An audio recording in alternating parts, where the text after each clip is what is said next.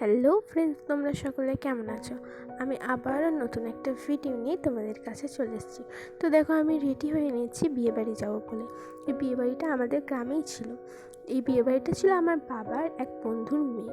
তো দেখো, আমরা চলে গেছি বিয়েবাড়ি। এদিকে কনে ফটোশ্যুট করছে, তারপরে আমরা গিফট দিয়ে চলে এলাম।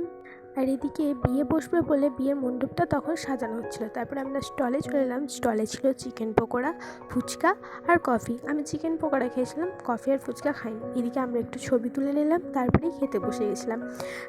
তো ওখানে আমি যখন ভিডিও করছিলাম তখন ছোট ভাই গ্রুপ বলছিল যে আমাদেরকে দেখো, দেখতেই পাচ্ছ এরা হাই গাইস হ্যালো গাইস করছে।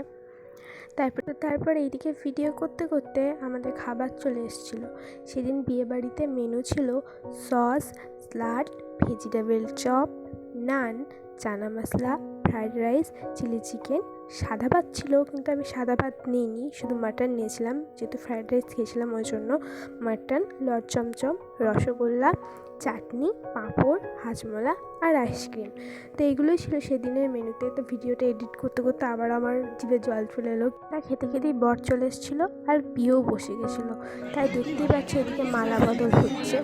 তো আজকের ভিডিওটা আমি এই অবধিই করলাম। তো ভিডিওটা দেখতে থাকো। টাটা।